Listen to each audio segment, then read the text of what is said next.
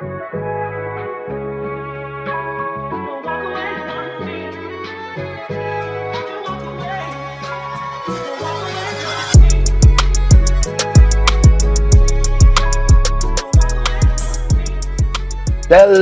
how's it going? And welcome to our relationship podcast with Emmy and Iffy, where we wade through the internet's mess so you don't have to, talking way too much as always, as Iffy Whitey Way.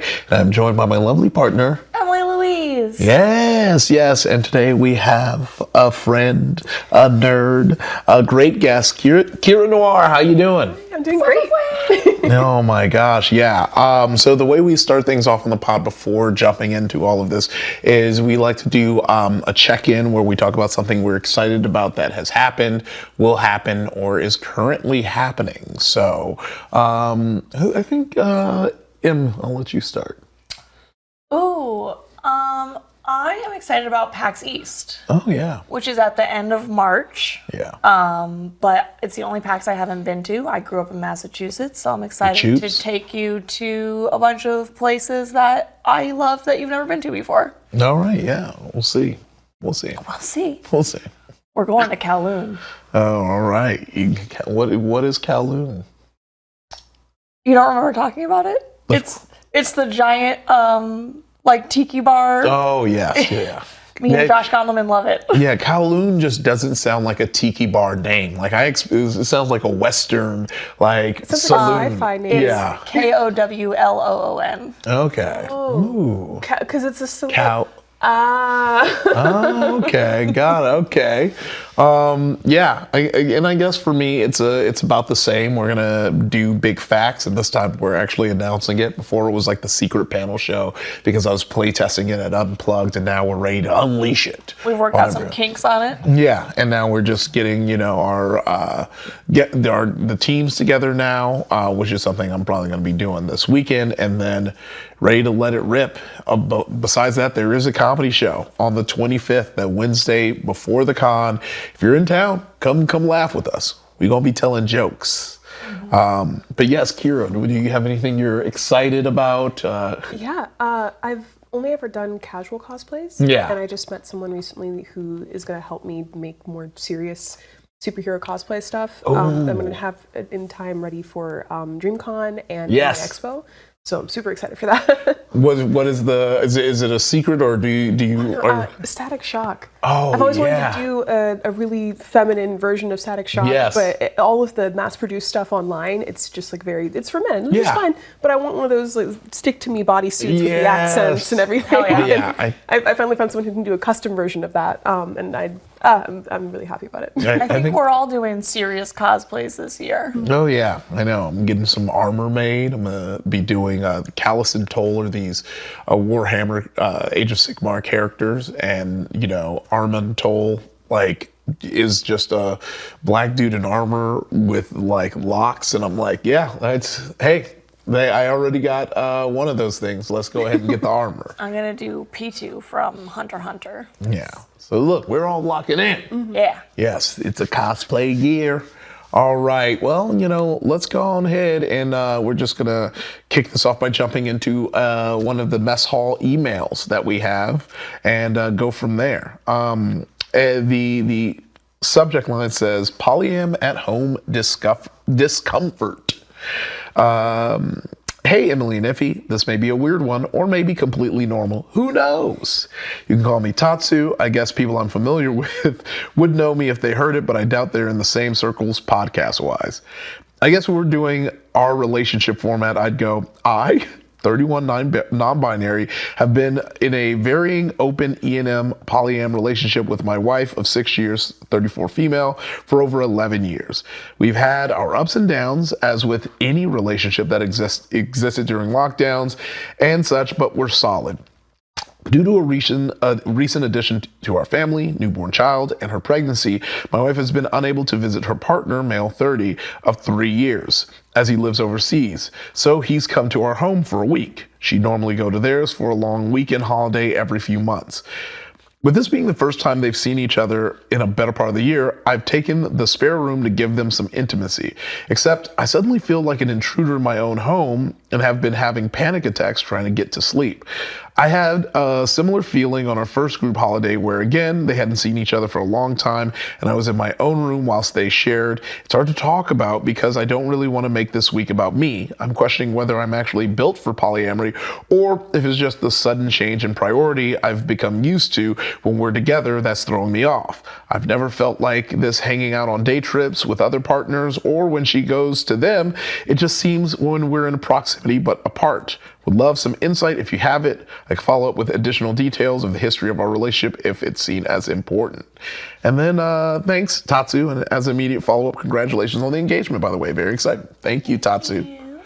All right. I think they should take the spare room and you should stay in the room that you live in.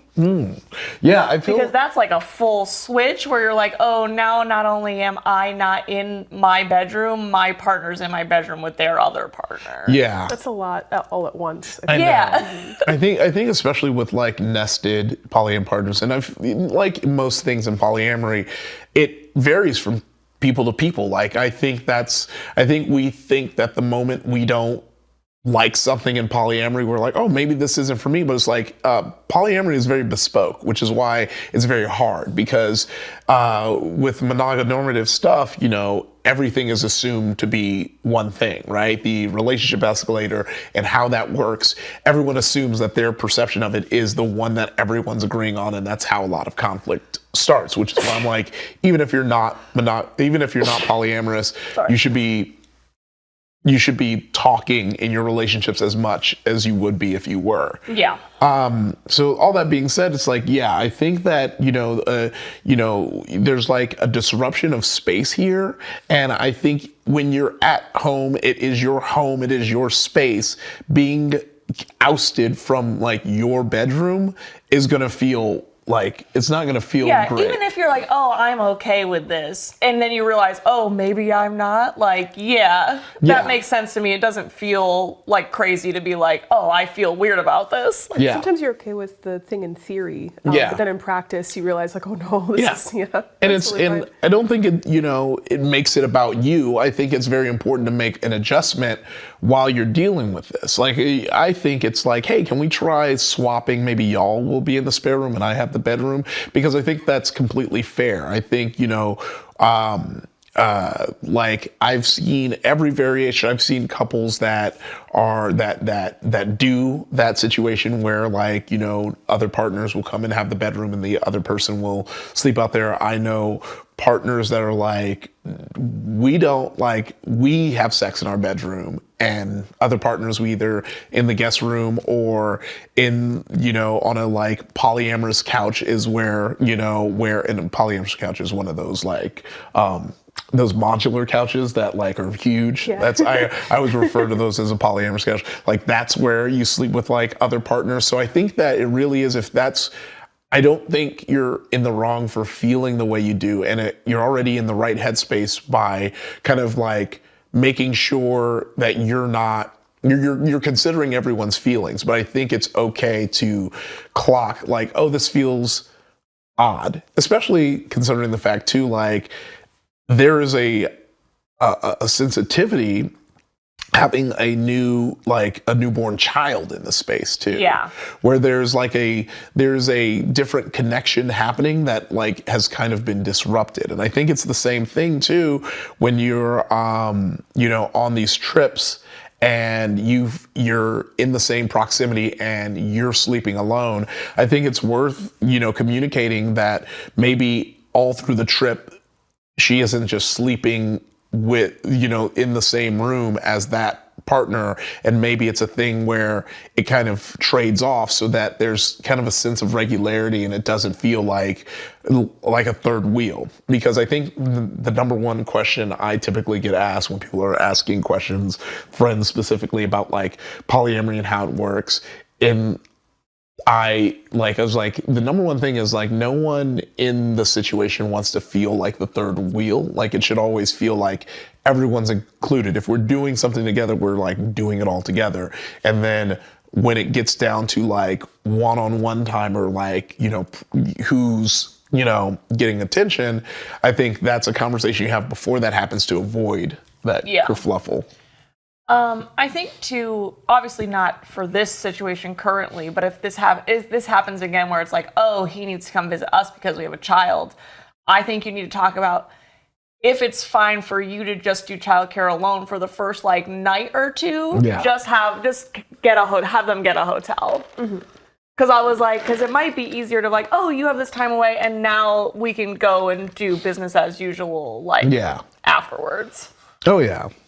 But I definitely see the kind of, like you said, it's weird, but I think it's completely normal and valid because... Also something you've never had to think about before. Yeah. I think it's really rare that people's feelings in polyamorous relationships when it comes to jealousy or discomfort are bad in and of themselves. It's just how people express them. Yeah. So if you're honest with yourself about where it's coming from, you communicate that to the group. Like there's nothing wrong with that. Oh yeah, I think that's the thing, right? Where, these feelings, it seems scary, but really it's like, no, let's sit down and talk and see where it's coming from, because then we can fix that and like massage it and, like bring it to a point where everyone's happy, everyone feels safe, everyone feels seen, and no one feels kind of left out. That's like the number one question I get generally from other women, that they're like, oh, aren't you like, I was like, I could never do that, I'd be too jealous. I was like, oh, well, sometimes I'm jealous, but I just have to suck it up and tell Iffy the dumb thing I'm jealous about so we can talk about it and it doesn't live in my brain, and then I'm just mad about something and Iffy's like, has no idea what's going on. Yeah, I don't think it's a dumb thing you're jealous Well, of, but I think it's, sometimes they are dumb. Sometimes it feels like I'm annoyed that I'm upset by this. Yeah. So And generally, I find that it's that more than anything. I'm like, I'm annoyed that analytically my brain knows that this is fine and not something I needed to be jealous about, but for some reason my brain's like, what the fuck? Yeah. Oh yeah.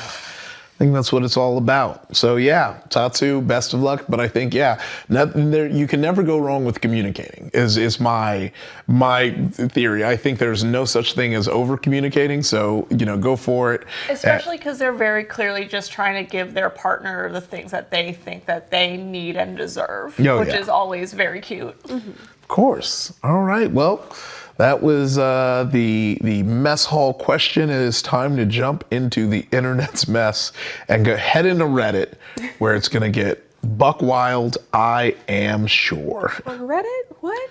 Yeah. I know. Shocker. Yes. Has anyone had luck with a partner actually changing their behavior? I, 25 female, am unsure about a relationship with a 25-year-old male. My boyfriend and I have been together for a year and a half. We went to high school together, but didn't know each other. We ran into each other a few years later at a bar and started talking and eventually started seeing each other. He was incredibly sweet and told me he had a huge crush on me in high school and thought we'd get to know each other later in life, which I found sweet.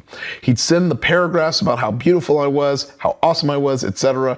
We were both abusing alcohol and him and other things as well at the time, and I was really struggling mentally. I started to feel suffocated and ended our talking. I started seeing other people. He saw other people. We'd start seeing each other again every now and again, but I would always end it due to him wanting a relationship and me not wanting that.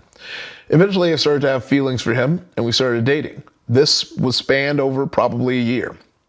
About 6 months into our relationship, he had to move out unexpectedly, and I offered him to move into my apartment with my roommate and I. We were both struggling with alcohol abuse and our mental health at the time, which I think is important to mention. I noticed the sweet, endearing things slowly stopped. To a point, I was asking for compliments every once in a while, and he couldn't think of anything to say. I noticed he'd leave his side of the room trashed. I noticed I was doing all the housework and taking care of all of our pets. We both worked the same amount, so I didn't really understand why. This is also my first time living with a partner. After a while, I broke down about the differences in our housework and animal care, and he apologized, and it'd be fine for a few days, and then back to not helping. I also noticed he was coming home from work drunk a lot. I told him I didn't like him driving drunk, and he needs to stop. He would, then back to it. One night he came home absolutely wasted. He kept telling me that he wasn't, and we got into a huge fight. He wagged his finger in my face and insulted my intelligence and my confidence. He told me I wasn't as smart as I think I am and stuff like that. I'd been assaulted by a previous boyfriend, and he said, if you could handle that, you should be able to handle this. Oh my God. Lots of terrible Assault him. things. I had enough and went outside, and then came out 10 minutes later being sweet and apologetic. Next day, he claimed he didn't remember saying any of that. We talked about it and I forgave him and moved on. He bought a reptile and I told him I did not want another responsibility and he promised he'd take care of it. Nope, I'm the primary care for that little guy, which is okay. I love him to death, but still another unfulfilled promise. Anytime we argued, he was incredibly defensive. I was giving ultimatums left and right and never followed through. I lack self-respect and obviously cannot follow through on boundaries, unfortunately. Fast forward to now. He got a new job and stopped drinking pretty much entirely, maybe 3 times a month and just a drink or 2. So there's that. We had another discussion about the housework and stuff like that. I told him we're not married, we do not have children, he doesn't pay my bills, and we pay the same amount to live here, so I don't owe him anything. He needs to be an active participant in the house. I told him that him not doing nice things for me or like doing boyfriend things makes me feel like he's just a guy I share a bed with. That was a week ago, and he's been better since, I guess. I know everything I said makes him seem terrible, but he really isn't a bad guy. I know everyone says that, but I do feel like he isn't evil or anything. This is his first time on Earth too, and he had a terrible childhood, taken away from his parents bad. He never had a support system or a healthy partner, so I tell myself he deserves grace and time, but I tend to deal with horrible behaviors from partners. My question, I guess, is, has anyone changed habits like this for good? Is there any hope for my relationships? I just don't know if I'm being a complete idiot. I have so many things to say about this.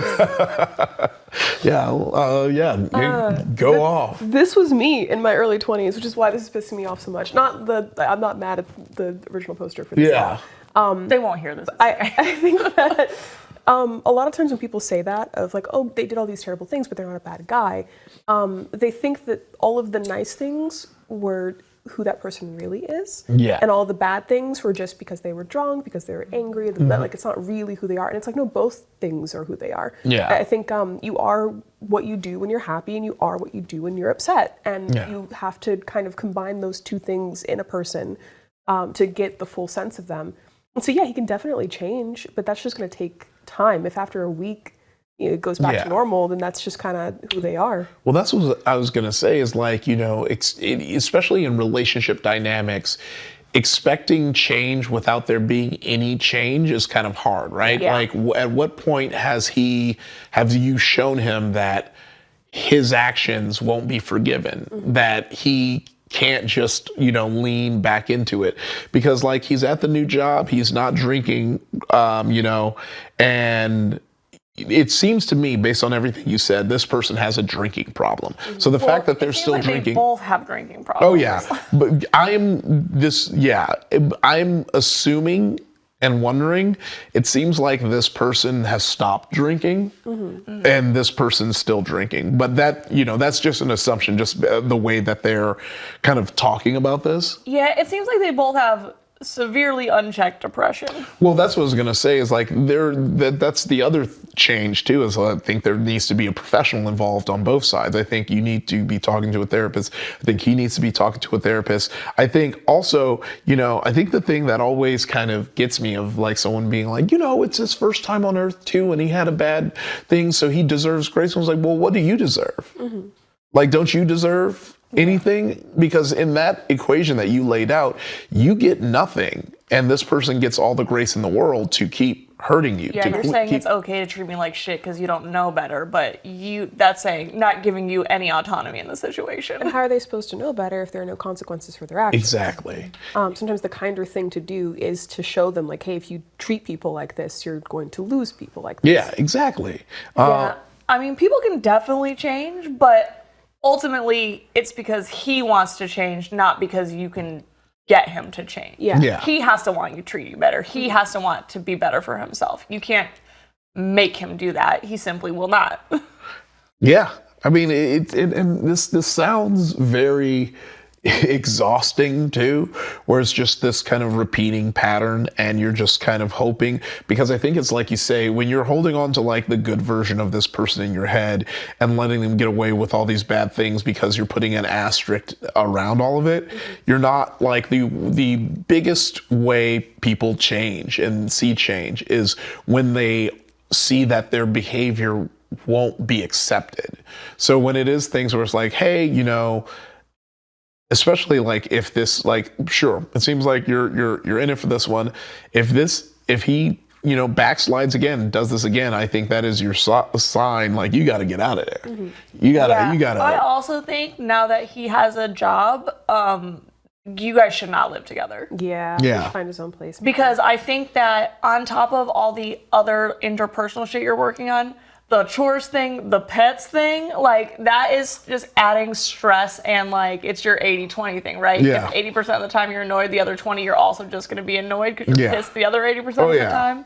Where I'm like, oh yeah, you're not going to be able to work out anything else because you're going to be like, I feel like you just start dogpiling where you're like, well, I don't like this, you're not doing nice things for me, and now I have to feed this fucking lizard. Yeah. Like, lizard cool as hell. That is like pure ADHD energy. Just Matt coming behind back the with camera a new lizard. Yeah. Like, look, I got a lizard. Me and the buddies were drinking. We went to the reptile fair. to the lizard factory. Yeah, we went Which would have been like such a wonderful, whimsical thing if everything else wasn't so exactly. stressful. Yeah. And also, reptiles are so easy to care for generally. Yeah. So if you're annoyed about that, there's a lot bigger stuff It's the going on. principle. Oh, yeah. Yeah. I know. It truly, like, is like, the reptiles are chill ass dudes that are in there. I do, rest in peace to Stitch. I had a reptile, but I had to hide it from my dad because he didn't want me to have pets.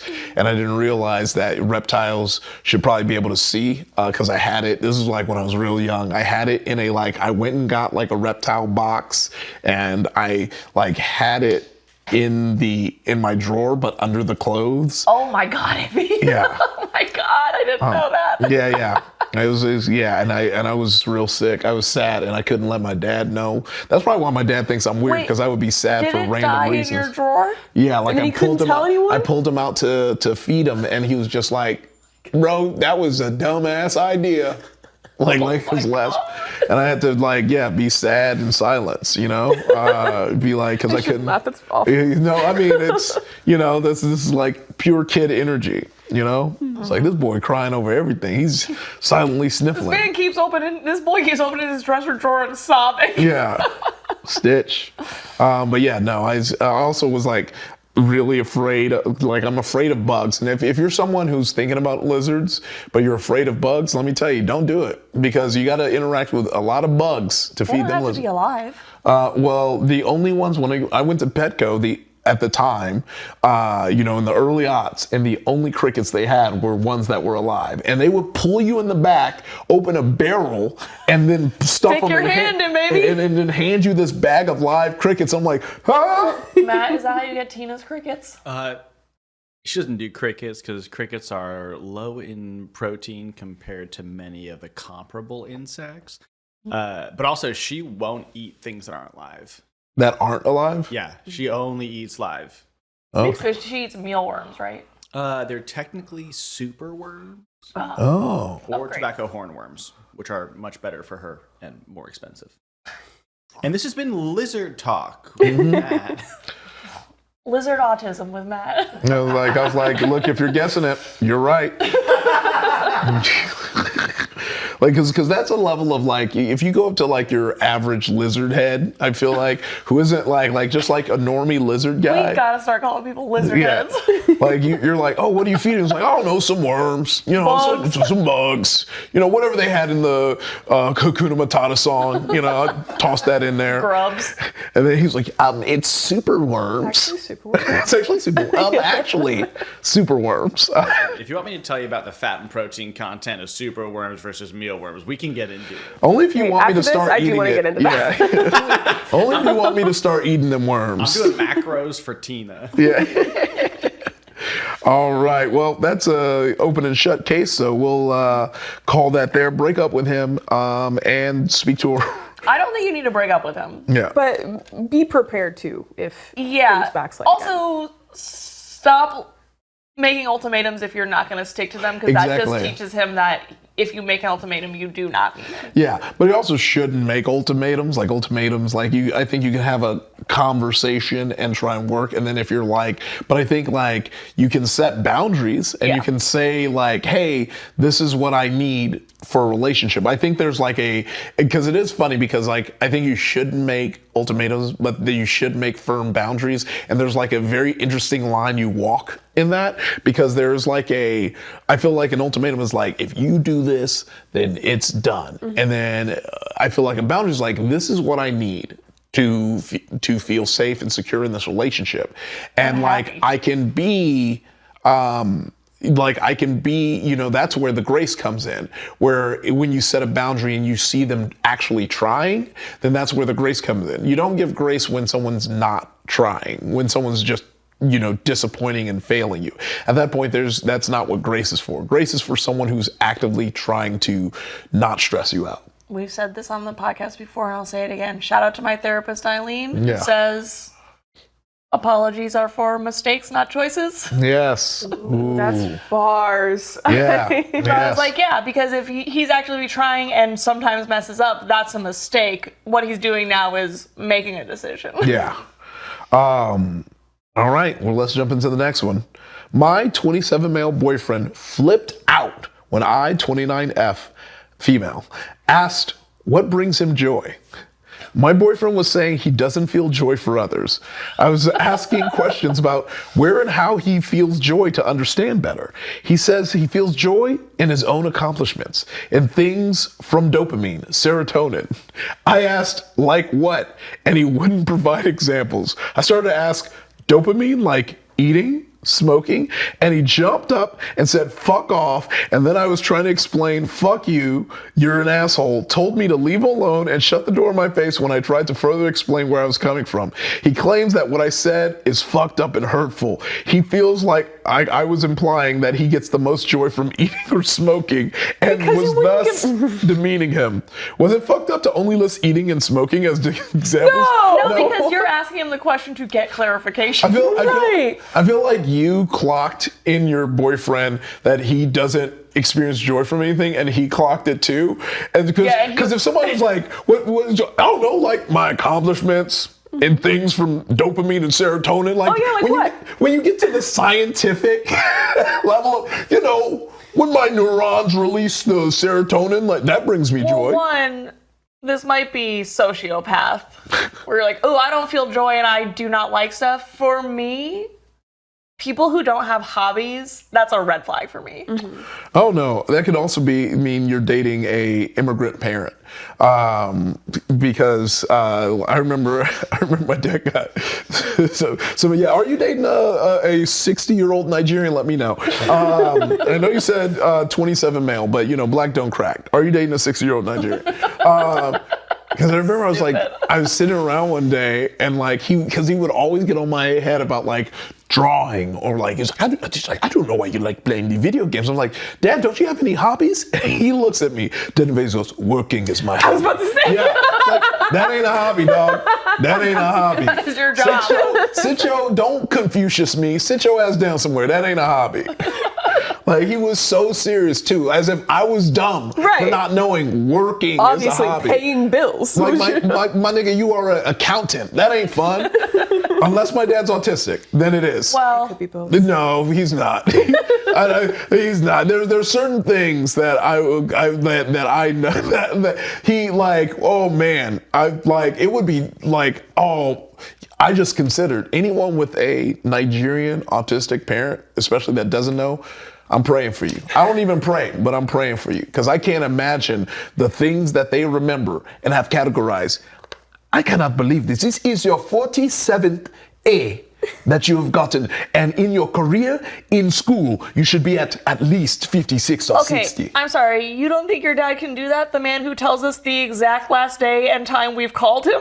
Well, that's guilt. He's throwing out numbers. Autistic, but only for guilt? I feel like at this point, my dad, my dad operates on like he loves to like have the power of despair, because I swear to God, he called me the other day, and normally I don't pick up, but now I've started picking up because he's been I will yelling. say he does listen to this. Yeah. Oh yeah. I'm talking to you, Dad.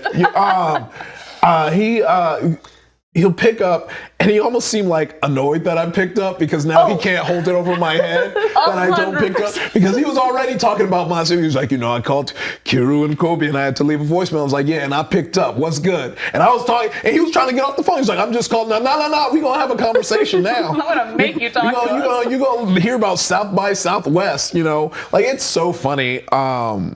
Like, to me, it's like, like, this is a huge segue, but I think it's relatable, to all the people here. But like, it's so funny when people try and like do the roast where they're like fatherless behavior. And I was like, damn dog, you to me, you've just revealed how like, how sad your parents are, that they don't care about you. Because my mom saw a picture of me sucking someone's toes on my story and sent me a reel about thrift store of the McDonald's shake toy that they had. And I was like, oh, this is cool. And she was like, I knew you would like that. And I was like, like real parents, like they're not waiting to judge you. They're excited that you're living your life, and they're just trying to present more shit. So when you're like fatherless behavior, it's like, oh, is your dad making you feel guilty about your choices? Talk to your therapist about that, my guy. I do. Talk to your therapist. No, I feel that's so hard, because I get that same comment a lot. My dad's awesome. Like, I'm sorry your dad sucks. Yeah. Like, my dad's nerdy and fun, has a polycule, so he's fine with what I do. Exactly. I do have fatherless behavior. And it's so funny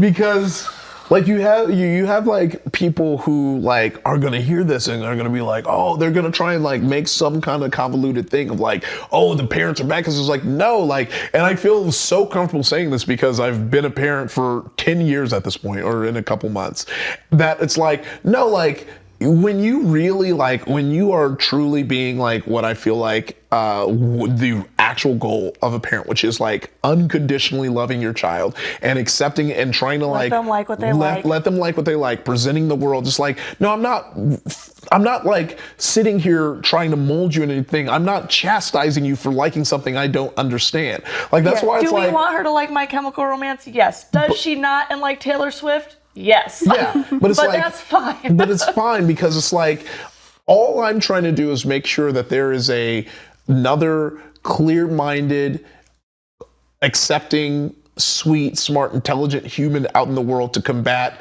the 50 million idiots that are made of day. Like that is all that is my sole, like, goal as a parent, and everything I do is just preparing her to deal with those 50 million idiots. Like that is everything I'm doing. So, and to do that, it takes a level of care and understanding, and because the moment you have someone who can just truly be themselves without a care, you are free to not only are you free to just do what feels good and have fun, but you also are free to be skeptical of like, systems that don't seem like they work well. I don't, just watching how everyone is just trying so hard to like fit in, and it's like making boring. Well, it's just like making you so Well, I was watching all the red carpet stuff from all the award shows and all the fashion stuff that's coming out, and people are like, oh, it's very clear now that everyone is just so interested in looking perfect and hot that no one's doing anything interesting. Yeah. Which is how that stuff evolves. So then like everyone's just stuck in the same thing. No, I once I let go of the idea of looking a particular way that I just can't look, I have so much more fun being weird and off-center and like frizzy and doing weird shit with my appearance. And that looks really cool instead of trying to fit this really cookie cutter way of doing things. It's just uncomfortable. Yeah, and then you're not even happy, and you're like, people are still judging me. I don't feel happy. Why am I doing this? Well, also, it's like we as humans like are so like different, right? Where like some things that work for some people are not going to work for you. Like, it's like, it's, you know, to me, it's like funny when it's like, you always see like the like argument where it's like, oh, the fashion looks good on that person because they're skinny. It's like, well, no, it's like because they're wearing the clothes size that fits for them and you're trying to make it fit your body like it fits on their body. But you can you can make those fits work if you're wearing the fit that makes you look good. But I think also on top of that, you got to be wearing some shit that you believe in. Yeah. Because it's like, I think like, people think they can just like buy someone else's swag and you just can't. Like, you have to like look at this and be like, I'm gonna rock this because I feel like, you know, this makes me feel good. You know, when I worked in visual merchandising, the number one thing women did, like, oh, I want to try this on. And I'd try it on and I'd be like, oh, I think you should try the size up. And they're like, well, no, I don't want to wear a large or whatever. And I was like, only you can see that tag. If you feel a type of way about that, you gotta deal with that in your own brain. But like, it looks better when it fits you. Otherwise, you're shoving yourself into something that does not fit on your body. And I'm like, and one, you're not gonna be comfortable. You're not gonna feel good. And you're doing the thing that you think everyone is judging you for. You're doing it to yourself. Yeah. Yeah, and that's usually why a lot of this is projection and self-hate more than anything. But I think to circle back to the Reddit. Yeah. To the actual question. We went on a great tangent though. Yeah. I think that guy just sounds like he realized in real time that there's nothing really in his life that makes him happy. Yeah. And Or instead interesting. instead of dealing with that and being like, oh man, I should maybe start some hobbies, or I've been thinking about doing this thing. He was like, well, fuck you for making me think that. Well, I think his reaction is the problem. Yeah. Well, yes, which we'll get into, but I think you really did thread that needle there because it is that the self-actualization where he realized his hate towards other people. You know, the reason he doesn't feel joy for others is because he himself cannot derive that. It's really hard to feel joy for others if you yourself can't find things that you know bring you joy. Why would it would only make you jealous. Damn. Just gonna be sitting around mad as fuck. I'm like, why should they be happy? Yeah. that's Why does anyone terrible even in like life. video games? But I think, especially at the, you know, once we're north of 25, I think the poor emotional regulation where you're saying, fuck you, you're an asshole because you feel a way and not talking to you like a partner or not talking to you like someone he cares about is a problem. I think what you saw in this interaction, you know, joy shit aside, you've learned a lot about how he's willing to talk to you when he feels like he's in a corner. Yeah, because this is like such a dumb thing to be mad about. So what happens when it's a serious ass conversation that he doesn't want to talk about? Exactly. So, dump him. Yeah, I mean, I agree with that actually. Yeah. Oh, man. Oh, well. Hoo. All right. I love this. Yeah. I love this. So, subject. I, 25 female, cut off a toxic friend, 22 female, worried she is talking behind my back. I had a family friend I'd known since I was a child. For some context, her parents have consistently cut off my parents time and time without any reason. For as long as I've known her and her family, they would always have a falling out with someone, and it was always the other person's fault and victimize themselves, and I know she does this to get people to feel bad for her. Later on, I would hear a completely different story from the person she talked poorly on. For this reason, I tried not to get too close to her on a personal level. We ended up at the same university, and I started a club for people with our ethnicity, so we gained a lot of mutual friends. Over time, she continued to talk poorly on almost everyone, and she always copied my mannerisms, jokes, and would only do something if I did it first. It honestly got annoying, and when I vented to a close friend about it, she told me a lot of people didn't like her or found her ingenuine for those reasons. She ended up saying something really bad about someone I knew well and deflected when she was confronted about it like it wasn't a big deal. We weren't super close, and I already kind of distanced myself at this point, so I just cut her off. Because of our mutual friends, we would still see each other at events, and I always remained civil with her and greeted her. Recently at an event, she left early and said bye to everyone except me, and two of my friends asked me what was wrong with her. We were standing in a circle, so it was very obvious she didn't say bye to me, and honestly, I don't think it was by accident. That's crazy. This past week, a group of us had dinner for a friend's birthday, and when she arrived with a few other girls, everyone greeted me except her. She just said hi from a distance. I don't know if I'm overthinking it. I just think it's common courtesy to say bye to everyone if you're leaving and hi to everyone if you arrive later than the people already there, especially in our culture. I generally don't care if she wants to act this way towards me, but what bothers me is I know she will act like the victim and make it seem like I'm the one being disrespectful to her.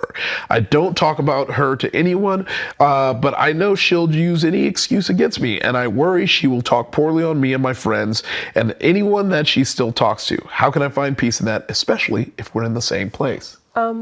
She's most likely going to talk shit. Yeah. Definitely. And just like you were able to see through that, anyone you care about is going to be able to see through that. Anyone who would believe her is somebody that you probably wouldn't want to be friends with anyway. I think That is kind of like my the same thing I was gonna say, where like I've just gotten to the point where it's like, you know, I think it was funny, right here, just in the room over with Hank Green, I was just talking about, especially like, you know, public facing people, it's so easy to like worry about like your perception and what people say about you and like what's this, and it's really just because of who we were before people really knew who we were. Like I was saying, you know, like growing up, I was funny because like I grew up, you know, in the hood, and like, you know, that was a way to like deflect dangers if you were the goofy guy. And so like there was this element where that's like people's perception of me is also like a safety for me, like how it lets me know if I'm like literally in danger or not. And Hank, you know, who was saying, he was like, yeah, you know, I had this thing and I realized that, you know, we're just trying to control how people think of us, and you just don't have control over that. No. You just don't. No. And honestly, you probably don't even want that. Yeah, that's a lot to try. You can't manage everyone else's thoughts on you. Yeah, but you know, this one I think makes a little more sense, right? Because it's like your friend circle too. And I think that's where it goes more than anything, where it's like, you know, the people close to me know who I am. And the people close to me know I'm a very confrontational person. A couple years ago, that was like my New Year's resolution, to be very confrontational. And in that New Year's resolution, I learned how non-confrontational people are. They get so uncomfortable. It is fascinating. And to me, like, it's just like someone who's like very like, you know, I feel like, you know, I learned like it's like an ADHD neurodivergence thing to have like a strong sense of justice. And for me, it's like, yeah, like, you know, I won't want to like fix our problems, because to me, as friends, having problems isn't an issue. But you have so many people who will just like hold on to an issue and be passive aggressive and avoid you.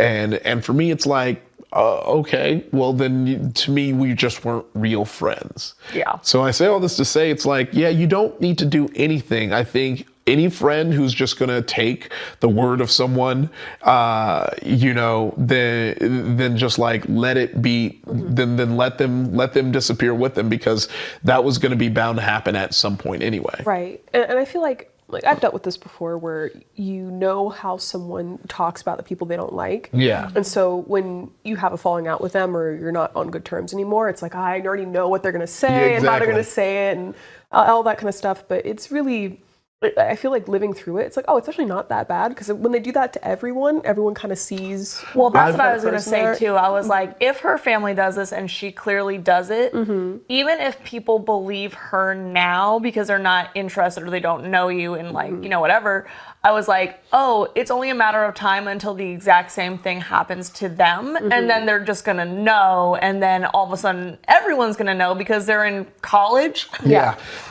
I know. And it's so funny because that is true and that is fine. And I think this is like the next step of like enlightenment I need to get to. But I'm so petty where I'm like, well, if you distance yourself because you were believing them and you didn't even come to me to get the other side, stay away from me. You know, like, that's what I'm saying. Like, I probably we're gonna work out as friends anyway. It's like, because it's like the way I move around here is like we just talk about shit, you know. And like I had a friend who like heard something and was so apologetic. I was like, no, you should be like asking me and like asking like for proof and stuff because I'm like, just because we're friends don't mean you have to believe me. And best believe, like, lots of times, like, we're in the digital age now, most things is on wax, so I'm able to just like disprove most things. That's why it's so funny, because I'm like, it's usually a bad idea because like I'm just a person who just never deletes anything, so it's like I usually have, well, no, here's where you did this, but like I think here's screenshots of exactly what the fuck y'all said. you know, it's like mostly because I was always the type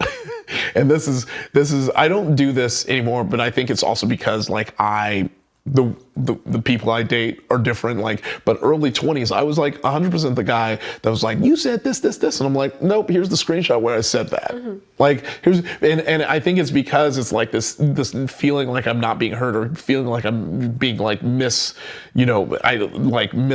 And that's when I'm like, no, I will always just bring you back to exactly what I said.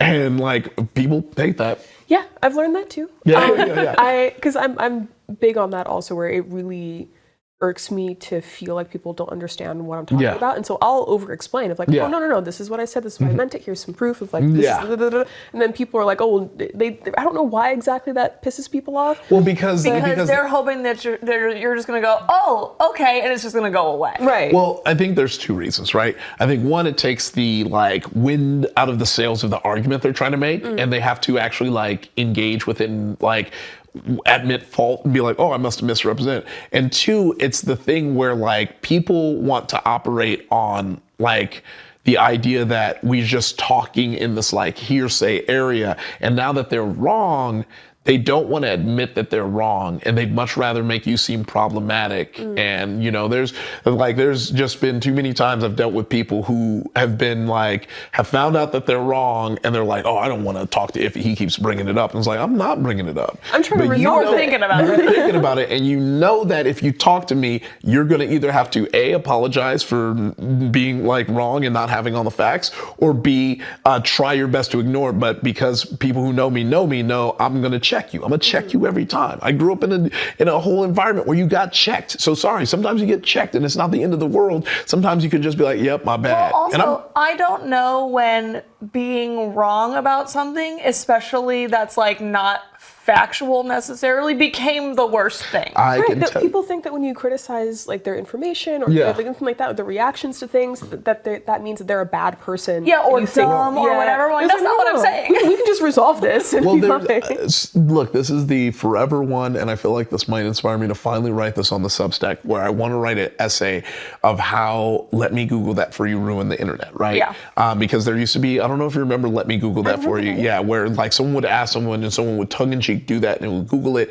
And I remember one time I was like asking like for like tires. Like I was like, where's the best place? And they were doing it. I was like, yeah, well, I don't want to just let the Google tell me what these, and this was before we knew that you could just like bump up the best ads or buy, before there's an AI answer at the top. But I was just like, no, I want to hear from actual people's experience and I want information based on that. You know, how you create a community. Yeah. And it was like, and I was treated like an idiot. Like why would you do that? And it's like, and now it leaned into this culture where people are like, oh, you could just, all the information like that, like it's the domino meme of like, let me Google that for you, to like in the pandemic, people thinking they can do their own research because they're like, we have all the information of the world at our fingertips. It's like, yeah, we have all the information, but that doesn't mean you have the prerequisites to understand said information. I got high and watched Interstellar, and I did an hour or two looking up black holes and how they worked.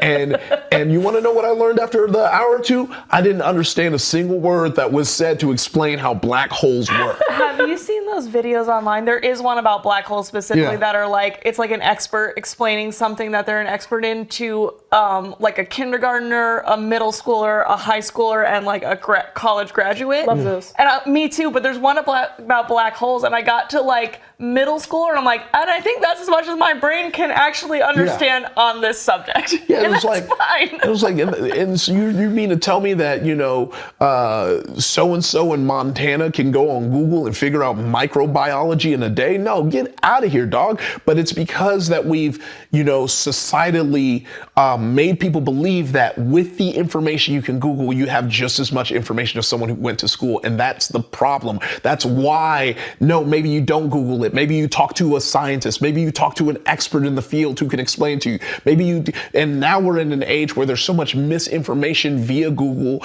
and that's, but like that also, that dependency and trust on, you know, Google and the internet is why like everyone's like, I don't know why people go to ChatGPT for things. It's like, because you told them that the internet can't lie to them. You told them that the internet has all the information that you need. So of course people are gonna be like, yeah, then I could just talk to ChatGPT. I just watched a light bulb go off. No, because over Kier's head. That's something, one of my huge pet peeves. I know so many people now that instead of Googling something, they'll ask ChatGPT, and then they'll treat it as complete fact. Like, there's no way it can be wrong.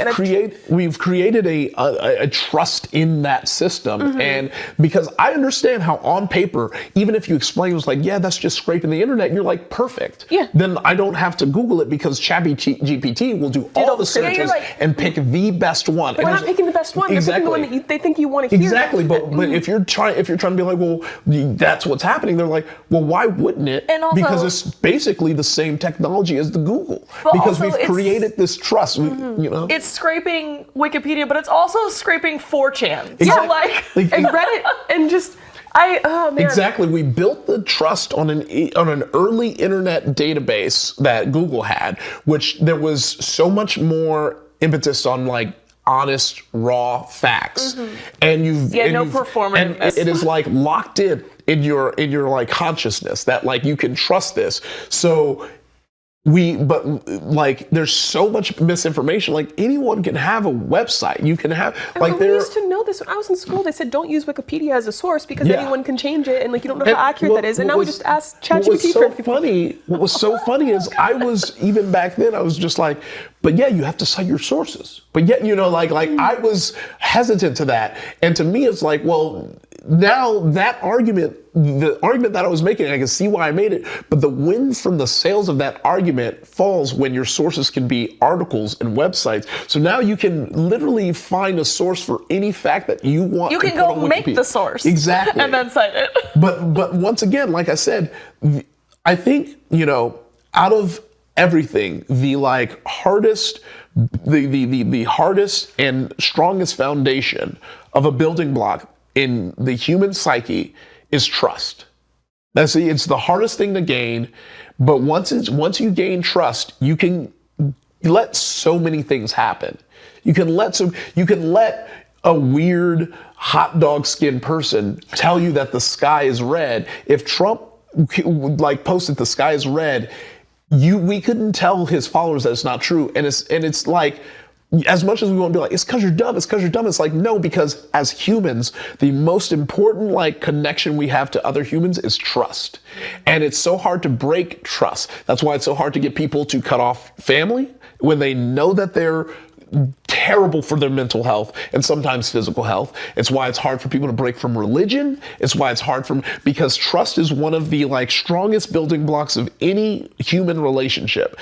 And we spent like a decade nailing into people's head that we should trust Google, and why are we bugging each other by trying to get the human experience involved? That was the building block that has made ChatGPT big and anyone who like complains that it's dumb, if I saw you use Let Me Google That For You, I'm gonna send you this clip because you're part of the problem. Because also, it is. So depressing.